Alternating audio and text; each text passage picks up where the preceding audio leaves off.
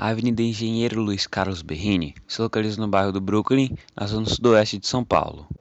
O local da avenida, até o final dos anos 1960, era apenas uma várzea pantanosa e não tinha nada lá. Porém, em 1975, três arquitetos, o Carlos Bratic, Roberto Bratic e Francisco Collet, foram para a Rua Funchal para não precisar pagar o alto valor de aluguel na Avenida Paulista, e de lá, esses arquitetos decidiram investir em projetos na construção da hoje chamada Avenida Engenheiro Luiz Carlos Berrini. Naquela época, a avenida ainda não existia e o terreno era conhecido como Dreno do Brooklyn, já que lá só tinha pântano. Logo, a avenida acabou sendo construída para cobrir o pântano e não para tentar solucionar problemas de trânsito. Por isso, Bratic declarou em 1992 que, no início, a Berrini era uma avenida ligando nada a lugar nenhum.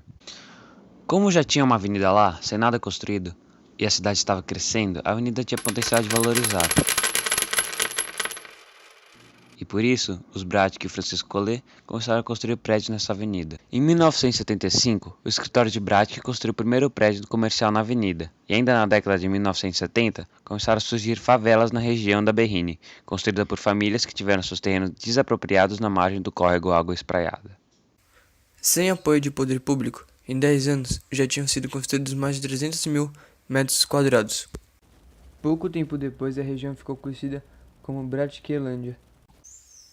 Segundo Brat, os terrenos da avenida eram muito baratos e os prédios tinham acabamento simples e estrutura flexível, o que os tornava uma excelente opção para os investidores.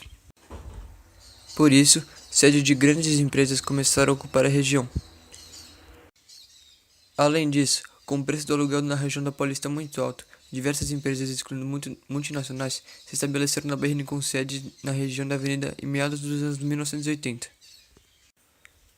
Além disso, a proximidade de bairros residenciais de nível alto e médio, o fácil acesso do aeroporto de Congonhas e o fato da região ser plana favoreceram a consolidação de Berrini como centro comercial. Tanto que, em 1992, a região da avenida concentrava uma quantidade de construção equivalente a toda a Avenida Brigadeiro Faria Lima, um dos principais centros comerciais de São Paulo. Enquanto ocorria o desenvolvimento da avenida, o preço do metro quadrado foi aumentando e chegou até $2.000, pouco mais de 20 anos depois da construção da Berrini. Depois de uma década sem receber apoio do poder político, a partir da segunda metade dos anos 1980, a região passou a atrair investimentos do Estado. Por isso, diversos projetos foram divulgados, como a Operação Urbana Água Espraiada, que incluía a construção da Avenida Jornalista Roberto Marinho, inicialmente batizada de Avenida Água Espraiada, a canalização do corredor Água Espraiada e a remoção da favela às margens do córrego, como o Jardim Edith. Porém, a obra mais urgente na época era a duplicação do dreno do Brooklyn, que ainda se localizava embaixo da avenida e que a capacidade estava próxima do enchimento. Porém, mesmo que o projeto mais importante no momento fosse a duplicação do dreno, a remoção das favelas, principalmente a Jardim Edith, teve grande influência na valorização e na ocupação da Berrini. Isso porque uma favela em uma região rica podia não ser agradável para algumas empresas, o que fazia com que elas desistissem de ocupar a avenida, já que muitas pessoas acreditavam que a segregação espacial era necessária, que os pobres eram portadores de doenças e que as diferentes classes sociais, ricos e pobres, nunca deveriam se misturar. O processo de remoção das favelas foi efetuado pois, além dos interesses das empresas, as obras de canalização do córrego Água Espraiada e a construção de uma avenida semi-expressa tomariam conta de uma área ocupada pelas favelas, e esse era mais um motivo para serem retiradas e realocadas. Com a remoção, as famílias ficaram sem lugar para morar. Portanto, a prefeitura construiu locais para essas pessoas como conjuntos habitacionais. Foi exatamente o que aconteceu com a favela Jardim Edith, que foi demolida e transformada em conjunto habitacional. Mas a construção do conjunto habitacional Jardim Edith não ocorreu como esperado, faltaram apartamentos. Portanto, os ex-moradores da favela tinham duas opções: morar no conjunto habitacional que futuramente seria construído pelo governo, ou aceitar uma quantia de R$ 5.000 e comprar uma outra moradia em outro ponto da cidade ou do país. Porém, a pesquisadora Mariana Fix desconfiava que aqueles que escolheram se estabelecer no conjunto habitacional perderiam os apartamentos através dos preços caros para a manutenção dos prédios. Os lugares onde as favelas se situavam se transformaram em muitos terrenos vazios, e as empresas se interessaram em construir prédios lá, já que o preço valorizaria muito. Tanto que, na época, os donos de pequenos imóveis esperaram ocorrer a remoção da favela para venderem os seus terrenos, que eram de grande interesse das construtoras, já que a remoção aumentaria o interesse do mercado imobiliário pela região. Como esperado, esse processo valorizou cerca de 20 a 30% os imóveis da região e tornou o local uma das regiões mais valorizadas da cidade e uma das áreas comerciais mais caras da cidade.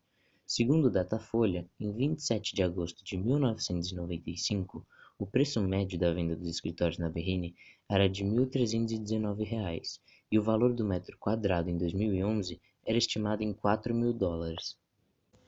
Hoje em dia, na Avenida Berrini, se localiza o World Trade Center, que está conectado com o Shopping D&D.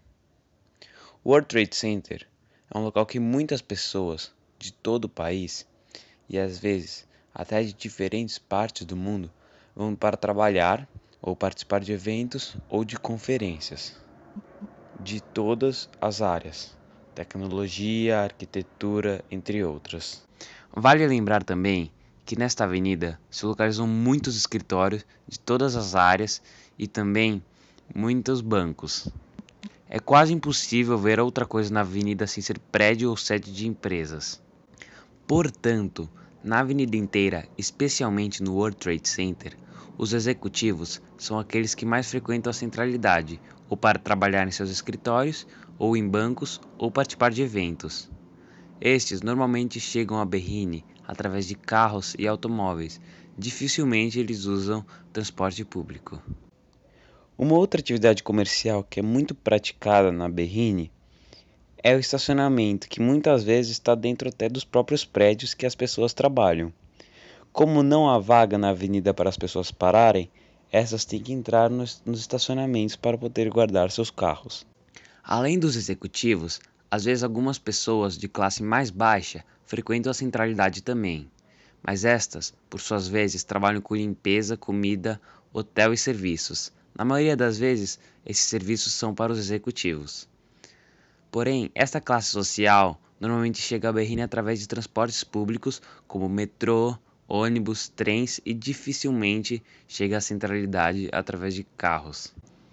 Embora no interior da avenida seja muito difícil encontrar outra construção sem ser prédios, nos arredores da mesma é possível encontrar lanchonetes, praças e parques, além dos prédios residenciais e comerciais. Nesses locais, as pessoas normalmente ficam para ler, relaxar um pouco e comer. Muitas delas são executivos que trabalham na Berrini e que dão um intervalo do trabalho para comer alguma coisa na praça. Foi dessa maneira, com todas as transformações e conflitos, que a Berrini que conhecemos hoje em dia se tornou um dos maiores e mais importantes polos comerciais da cidade de São Paulo e também uma centralidade.